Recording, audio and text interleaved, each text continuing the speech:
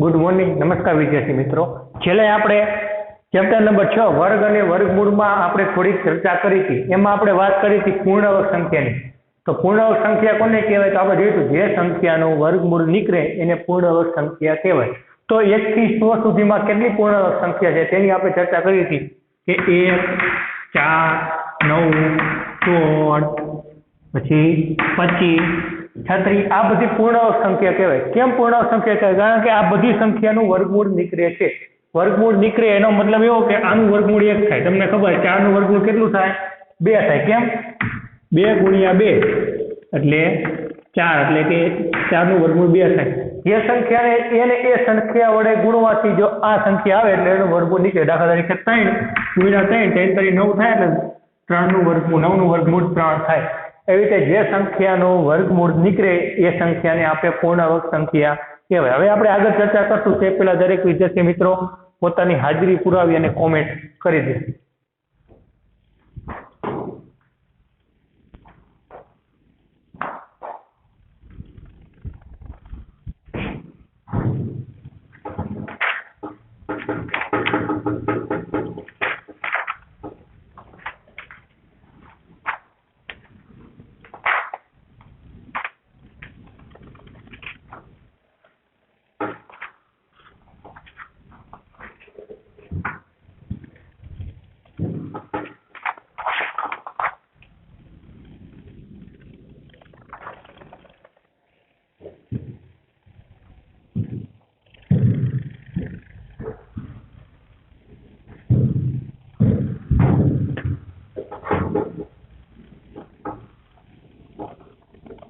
ચાલો આપણે આગળ જોવી।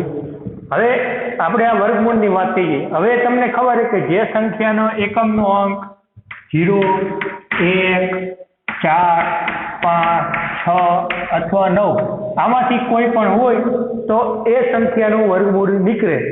જો જે સંખ્યાનો એકમનો અંક 2, 3, 7 કે 8 હોય તો આ સંખ્યાનું વર્ગમૂળ ક્યારેય નીકળે નહીં। જો કોઈ સંખ્યા હતી ને એમાં છેલ્લો અંક આવી રીતનો હોય કે 2, 3, 7 અને 8 હોય તો એ સંખ્યાનું ક્યારેય વર્ગમૂળ નીકળે નહીં। આ બધી ચર્ચા આપણે કરી ગયા। મેં તમને આ બધા નિયમો લખાવેલા છે। તે પછી આપણે જોયું હતું કે જે સંખ્યાનો એકમનો અંક 1 અને 9 હોય તો તે સંખ્યાનો વર્ગ કરો એટલે એનો એકમનો અંક હંમેશા કેવો આવે? 1 જ આવે। જે સંખ્યાનો એકમનો અંક 1 અને 9 હોય એટલે એનો વર્ગ કરો એટલે તમને એકમનો અંક કેવો આવે? 1 આવે। જે સંખ્યાનો એકમનો અંક 4 અથવા તો 6 એકમનો અંક એટલે કે આવી રીતના 5, 8, 9, 4 અને 6 આવી રીતે આ સંખ્યામાં એકમ કયો કહેવાય? એકમનો અંક આ 6 કહેવાય।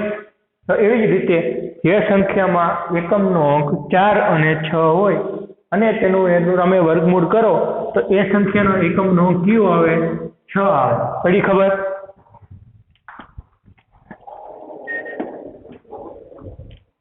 આવી જ રીતે જે સંખ્યાનો એકમનો અંક 1 અથવા 9 હોય તો તેનું વર્ગમૂળ કરો એટલે કે એનો વર્ગ કરો તો એકમનો અંક 1 આવે। જે સંખ્યાનો એકમનો અંક 4 અને 6 હોય અને એનો વર્ગ કરો એટલે એકમનો અંક કયો આવે? 6 આવે। પછી જે સંખ્યાનો એકમનો અંક 0 હોય એનો વર્ગ કરો એટલે એનો એકમનો અંક 0 જ આવે। જો આ સંખ્યામાં એકમનો અંક 0 હોય અને એનો વર્ગ કરો તો એકમનો અંક કયો? 0 આવે। હવે 0 માં નિયમ છે, જો આની બાજુ 1 0 હોય એટલે એનો વર્ગ કરો તો 2 0 થાય।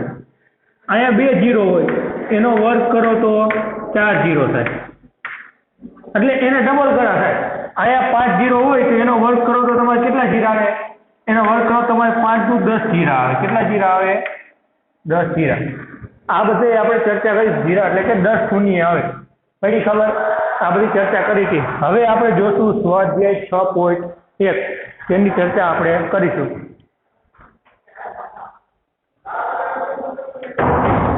તો જો સ્વાધ્યાય 6.1 માં શું કહે છે? પેલા રકમ આપણે વાંચો।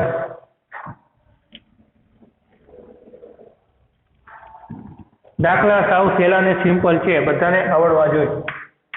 સ્વાધ્યાય 6.1 તમારે આ બધું પાકી નોટમાં જ લખવાનું છે। તમારે ગણિતની ફરજિયાત અલગ નોટ જ બનાવવાની। નીચે આપેલ સંખ્યાઓના વર્ગ કરવાથી એકમનો અંક શું મળશે? નીચે આપેલ સંખ્યાઓનો વર્ગ કરવાથી એકમનો અંક શું મળશે? નીચે આપેલ સંખ્યાનો વર્ગ કરવાથી એકમનો અંક શું મળશે? તો આપણે એ સંખ્યા બધી લખી લઈએ કે એકમનો અંક શું મળે. પછી આપણે જોઈએ 81, બીજી છે 272, ત્રીજી છે 799, ચોથી છે 3853, પાંચમી છે 1 2 3 4 1234, છઠ્ઠી છે 26387, સાતમી છે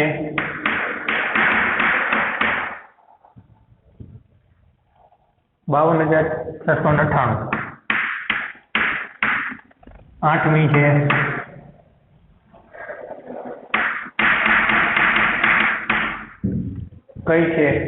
99880,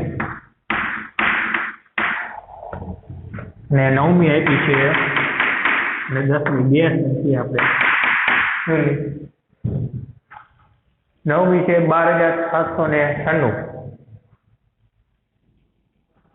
12700 થોડુંક નીચે લખશું.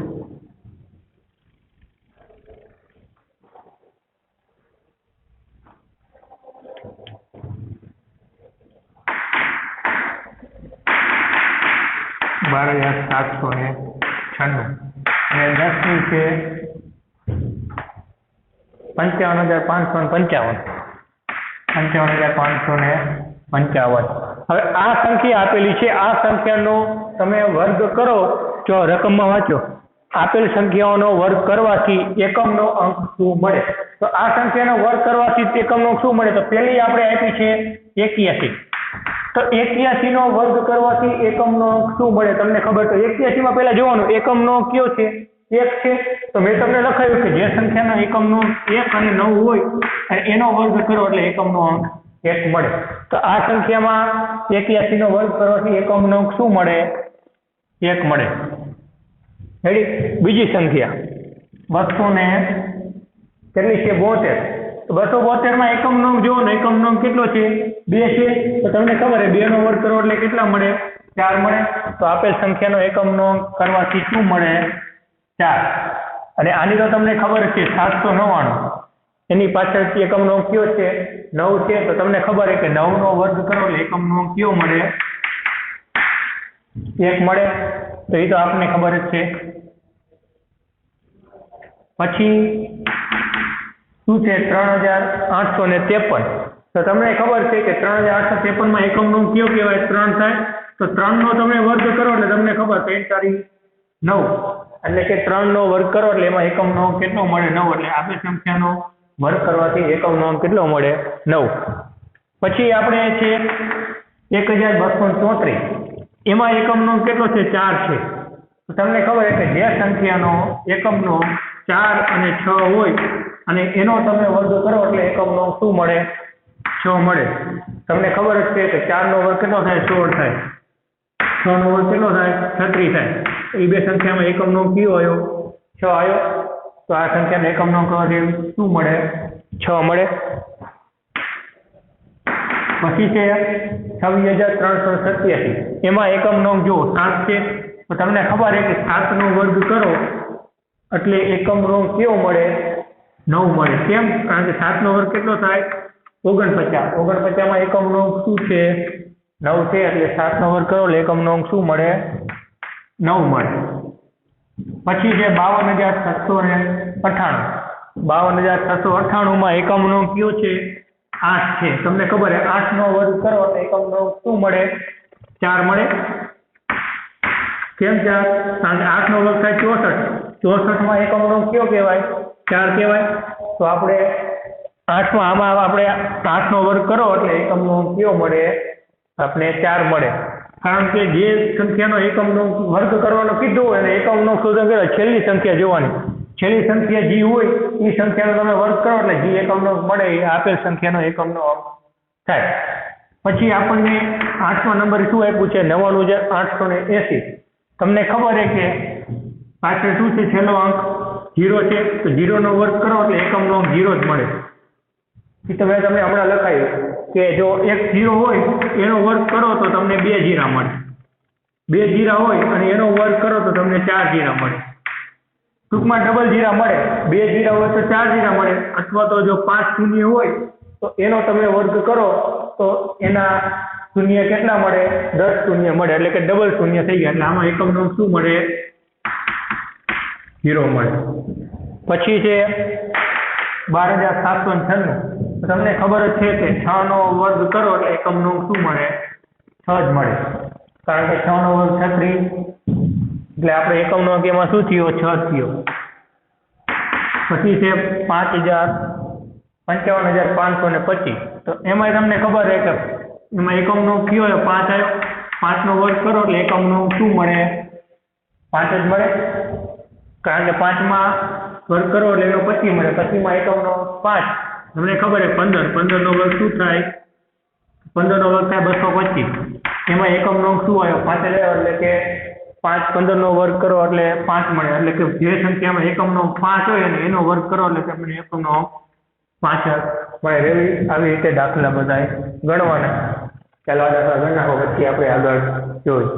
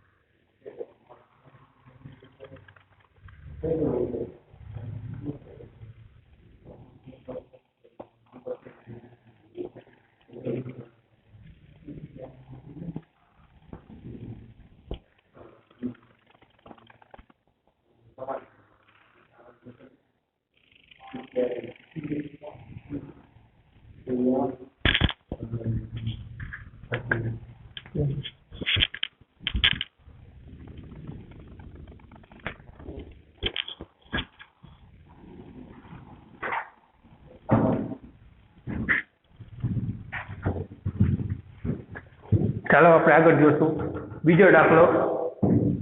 બીજા દાખલા, આ દાખલા ગણી ગયા, બીજા દાખલાની રકમ લખે. શું છે રકમ તે ખાસ વાંચે કે નીચે આપેલ સંખ્યાઓ માટે સ્પષ્ટ છે કે તે પૂર્ણ વર્ગ સંખ્યાઓ નથી, એટલે કે પૂર્ણ વર્ગ સંખ્યા નથી. કારણ સહિત જણાવવાનું છે.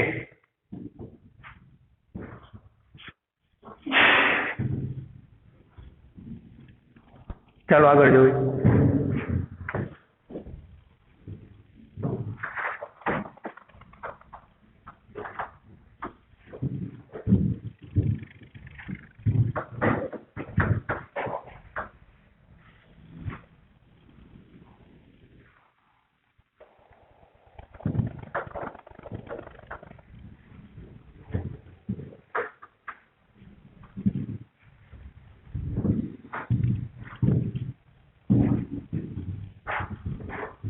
જો દાખલા નંબર 2 એમાં શું કહે છે, રકમ જો ખાસ હોય તો નીચેની સંખ્યાઓ માટે સ્પષ્ટ છે કે તે પૂર્ણાંક સંખ્યાઓ નથી. કારણ જણાવો, એટલે કે કારણ છે જણાવવાનું કે નીચેની આપેલ સંખ્યા પૂર્ણાંક સંખ્યા નથી.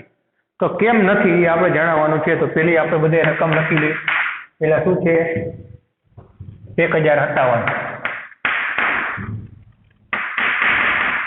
બીજી આપણને આપી છે 23,453.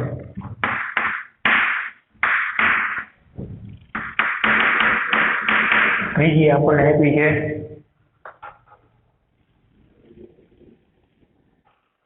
7,928.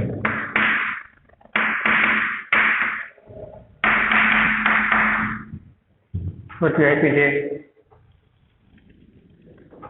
2,22,222.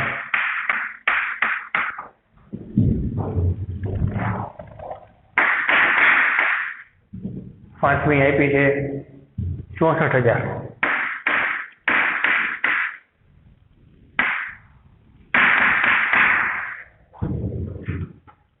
છઠ્ઠી આપી છે 89,722.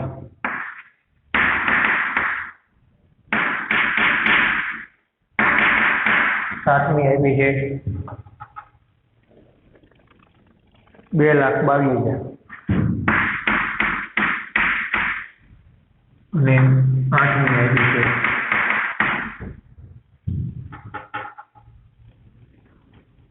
5,05,050.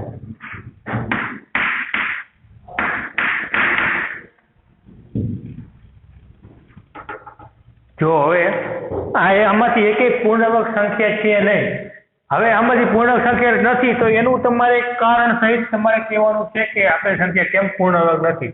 તો એ પહેલા તમને ખબર હોવી જોઈએ કે પૂર્ણાંક સંખ્યા એટલે શું. તો પૂર્ણાંક સંખ્યા એટલે કે જેનું વર્ગમૂળ નીકળતું હોય તેવી સંખ્યા. એટલે કે જેને જે સંખ્યાને ભાગી અને એ જવાબ આવે તો એ સંખ્યા પૂર્ણાંક સંખ્યા કહેવાય. દાખલા તરીકે 4 છે એ પૂર્ણાંક સંખ્યા છે. કેમ? કારણ કે 4 નું વર્ગમૂળ નીકળે છે. 4 નું વર્ગમૂળ થાય 2. 5 પૂર્ણાંક સંખ્યા નથી. કેમ? કારણ કે 5 નું વર્ગમૂળ નીકળતું નથી, એટલા માટે 5 પૂર્ણાંક સંખ્યા નથી. તો એવી જ રીતે મેં તમને અગાઉ નિયમ લખાયા હતા કે જે સંખ્યાનો એકમનો અંક 2, 3, 7 અને 8 હોય તો તે સંખ્યા પૂર્ણાંક સંખ્યા બને નહીં. કારણ કે એકે સંખ્યામાં જો 2, 3, 7, 8 એ સંખ્યાનો એકમનો અંક હોય તો એ સંખ્યાનું વર્ગમૂળ નીકળે નહીં. તો પહેલા આપણે એવી સંખ્યા જોઈશું કે જે સંખ્યાનો એકમનો અંક 2, 3, 7 અને 8 છે. આ સંખ્યામાં એકમનો અંક 7 છે. તો તમારાના કારણમાં શું લખશો કે જે સંખ્યાનો એકમનો અંક 7 હોય તે સંખ્યાનું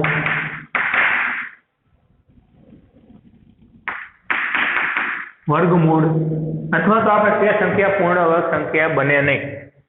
હોય તે સંખ્યા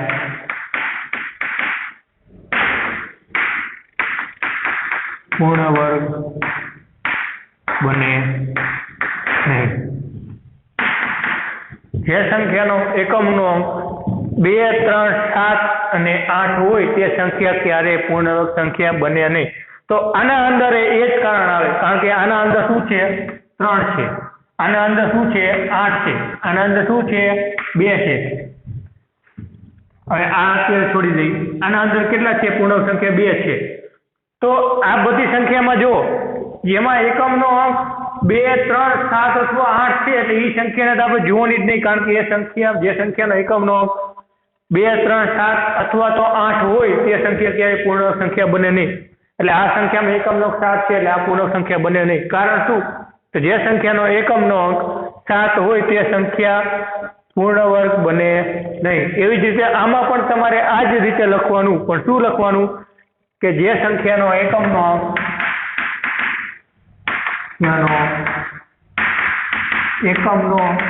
અંક કેટલો 3 હોય તે સંખ્યા પૂર્ણ વર્ગ બને નહીં. પડી ખબર? જે સંખ્યાનો એકમનો અંક 3 હોય તે સંખ્યા પૂર્ણાંક બને નહીં. કેમ? તો મેં તમને અગાઉ નિયમમાં લખાયું કે જે સંખ્યાનો એકમનો અંક 2, 3, 7 અથવા 8 હોય તે સંખ્યા ત્યારે પૂર્ણાંક સંખ્યા બને નહીં. એટલે આ થઈ ગયું. આના અંદર પણ તમારે આ જ કારણ લખવાનું, જે મેં આ બેમાં કારણ લખ્યું એ જ કારણ તમારે આના અંદર કન્ટિન્યુ લખવાનું. મેં અહીંયા 2 ડેશ કરી નાખ્યા, તમારે 2 ડેશ કરી નાખવાના નહીં. આના અંદર પણ એ જ કારણ લખવાનું, જે મેં આમાં લખ્યું તે જ કારણ તમારે લખવાનું. રેડી? કોરું તમારે મૂકવાનું નહીં, તમારે ફરજિયાત જે કારણ લખ્યું એ જ કારણ તમારે આના અંદર લખવાનું.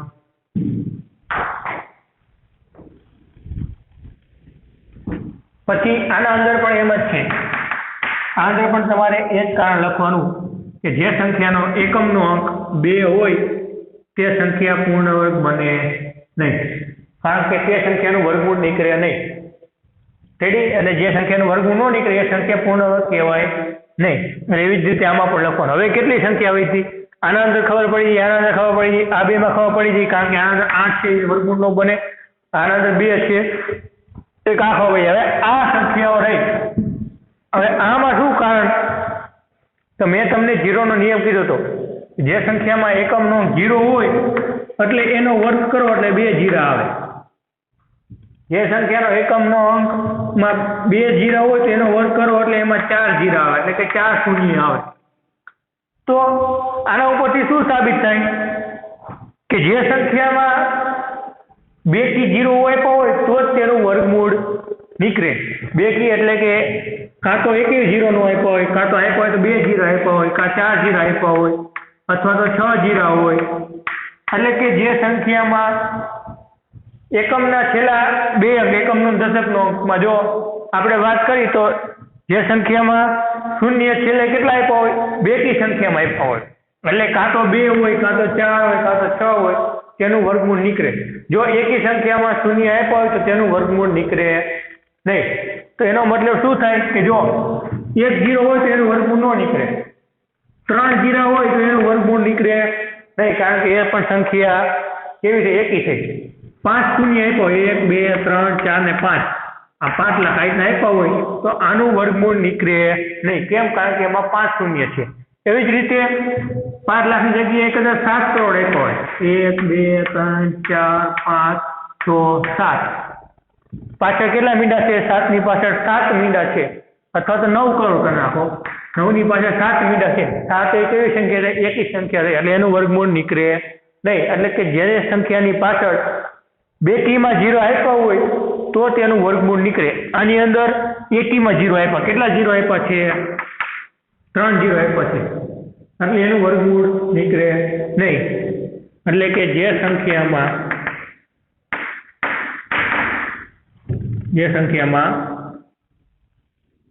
પાછળના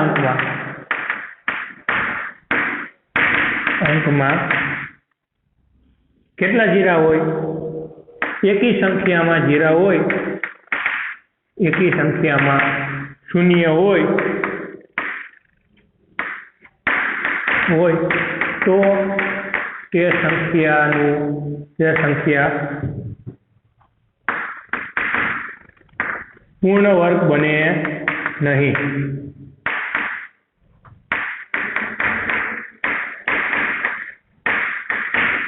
કારણ કે આની અંદર એકી સંખ્યામાં જીરા આપ્યા છે, કેટલા? 3 એકી સંખ્યા કહેવાય.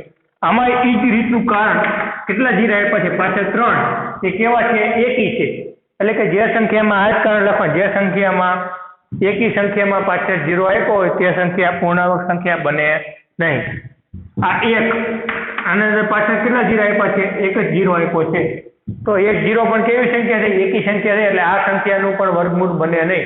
કેમ? કારણ કે આ સંખ્યામાં, જે સંખ્યામાં એકમના અંકમાં એકી 0 હોય તો તે સંખ્યાનું વર્ગમૂળ મળે. એકી સંખ્યામાં શૂન્ય હોય તો તેનું વર્ગમૂળ બને નહીં. આના અંદર પણ આ જ કારણ લખવાનું. કયું? આજી લખાયું એ. અને આના અંદર આ જ કારણ લખવાનું. આના અંદર હું લખી દઉં કે જે સંખ્યામાં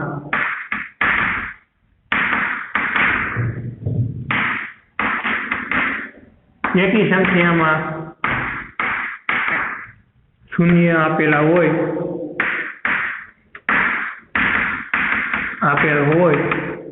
તો તે સંખ્યાનું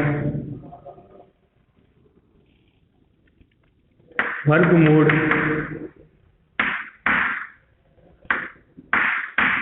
નીકળે નહીં.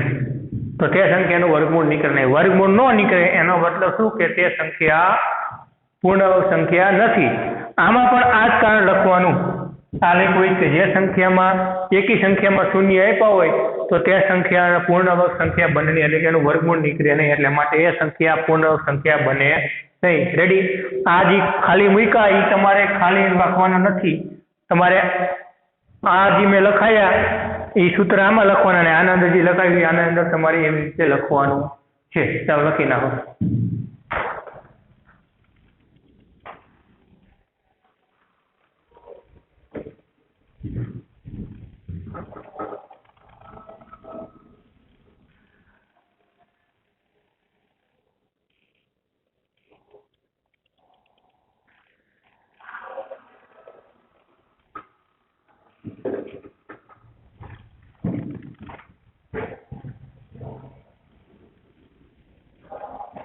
અને હોમવર્કમાં તમારે 5 સંખ્યા એવી લખવાની કે જેનું વર્ગમૂળ નીકળે નહીં. રેડી? હોમવર્કમાં 5 સંખ્યા તમારે એવી લખીને લેતા હોય કે જેનું વર્ગમૂળ નીકળે નહીં, અને પછી એનું કારણ પણ લખવાનું કે કેમ એનું વર્ગમૂળ નીકળે નહીં.